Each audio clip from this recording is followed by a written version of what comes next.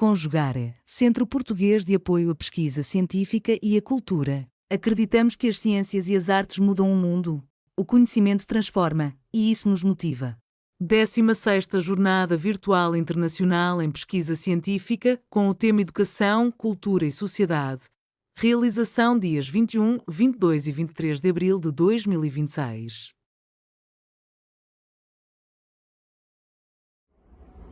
Olá! Apresentaremos agora um relato de experiência intitulado Contação de Histórias e Educação ao longo da Vida, uma ação intergeracional.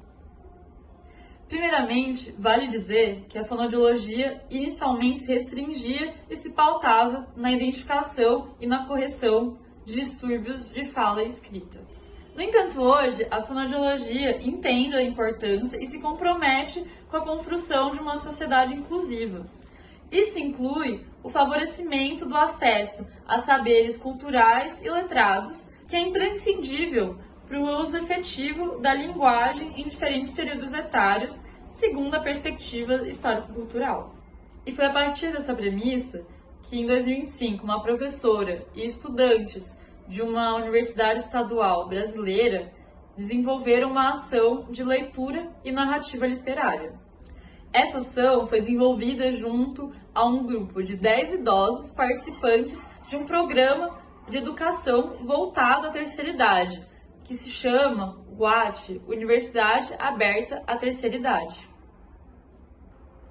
No total, foram 11 encontros de imersão na literatura infanto-juvenil, de apreciação dela, de seleção de histórias e preparação delas para 2 apresentações que foram voltadas a crianças de uma escola municipal.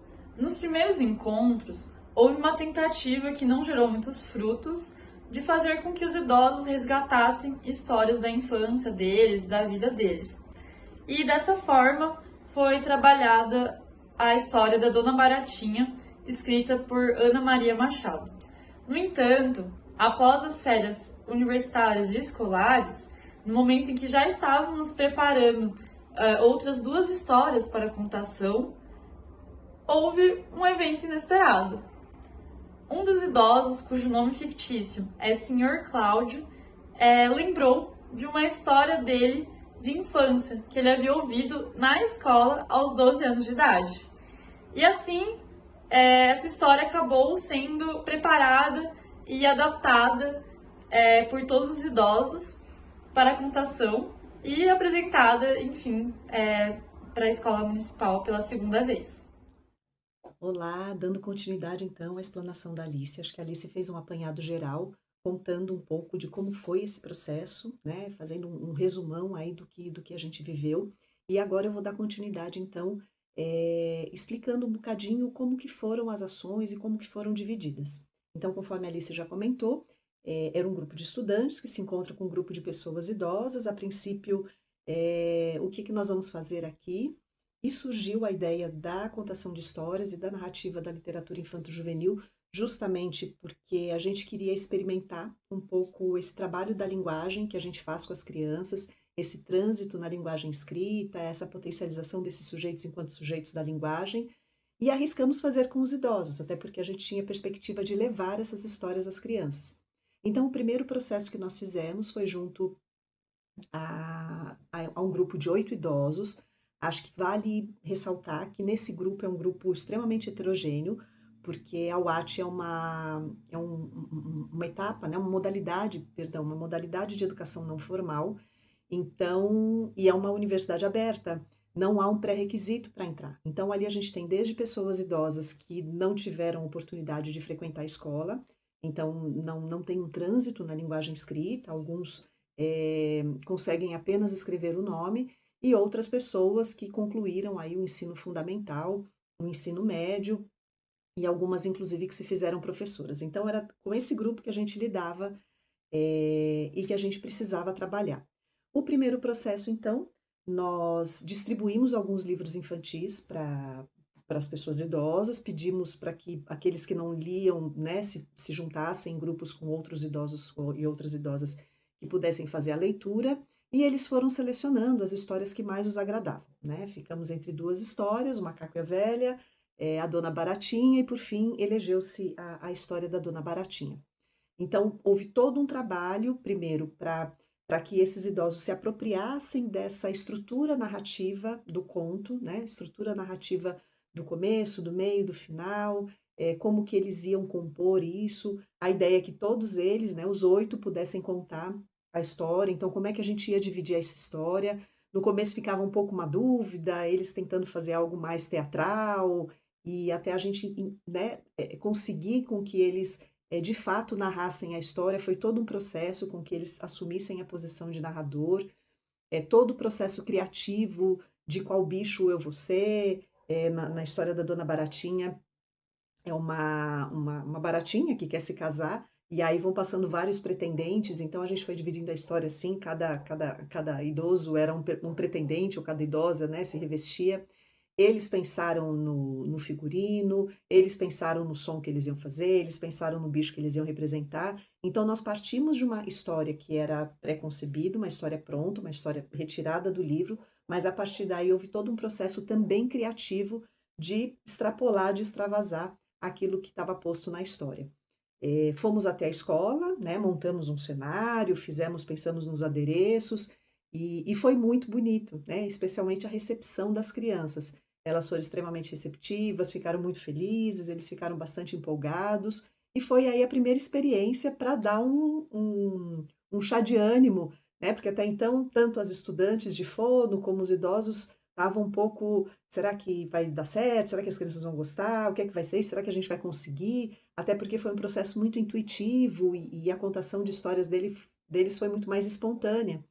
Né, não havia um texto decorado, foi um tanto ali, de improviso, claro, com um fio narrativo de fundo, mas aconteceu muito no aqui e agora, a partir da interação das crianças.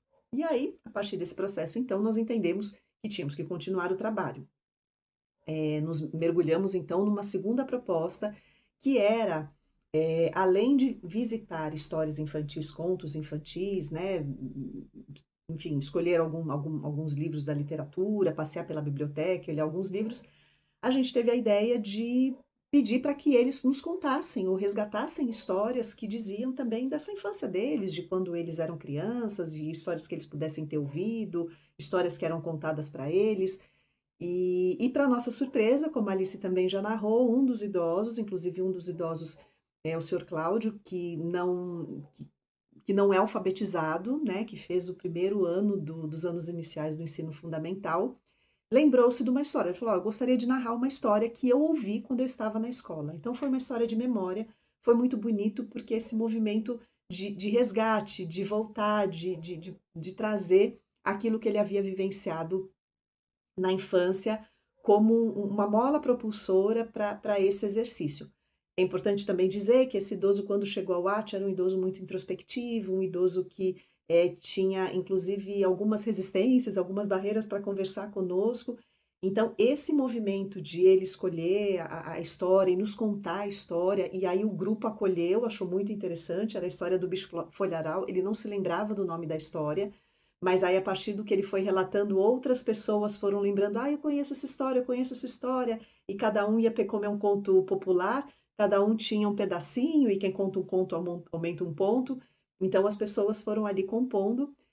A gente reescreveu essa história, uma das estudantes achou o livro do Bicho Folharal, a gente foi a ele, mas depois a gente saiu dele e entendemos que a gente ia construir o nosso próprio Bicho Folharal.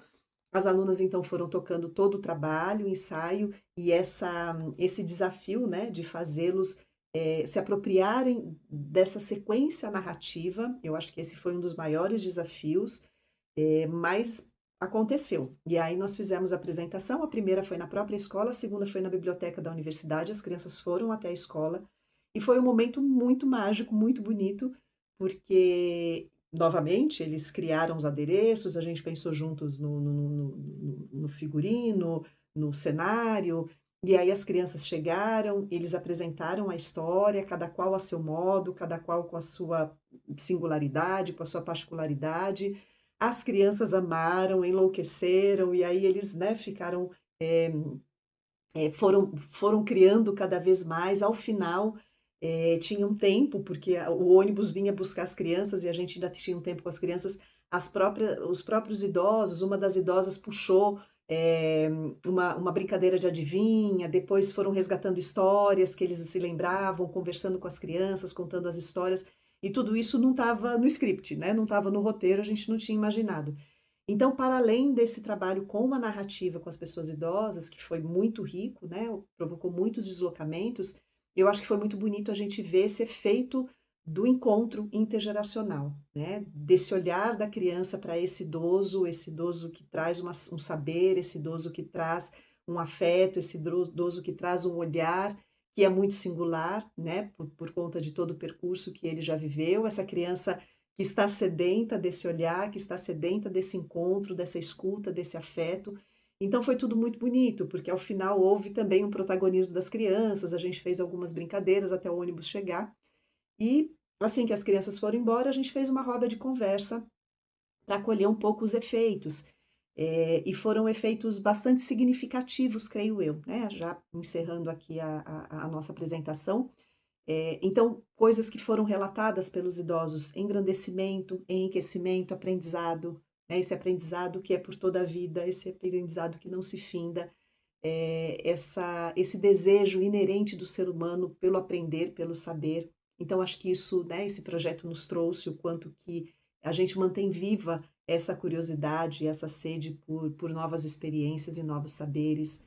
Realização, né, de um sonho, de contar história, a realização de estar com crianças. Alguns comentaram: ah, os meus netos já estão mais velhos, ai, e aí essa possibilidade de poder estar em contato com crianças, de poder contar história. Uma delas falou: ah, meu sonho sempre foi poder contar história para criança, nunca imaginei que isso fosse acontecer. Então, esse entrelaço, esse encontro, eh, que se retroalimenta, né, tanto das crianças como dos idosos. Acho que uma coisa que foi muito bonita, que alguns idosos trouxeram também, é essa questão do porvir. Então, algumas e alguns relataram: olha, foi muito interessante, porque a gente voltava para casa ao longo da semana, enquanto a gente ensaiava, pensando no que a gente ia fazer, no que a gente tinha que se organizar, no que a gente ia falar. Então, também colocar esse idoso em prospecção, né, em projeção para o futuro, em algo que ele, num projeto de vida, acho que isso foi muito bonito. Uma outra coisa que um dos idosos trouxe: "Nossa, eu fiquei muito feliz, eu quero levar para a escola do meu filho". Então, nesse outro movimento, nessa outra posição de vida, né, de alguém, um deles falou: "Eu me sinto vivo", né, como se eu estivesse sentindo vivo de novo.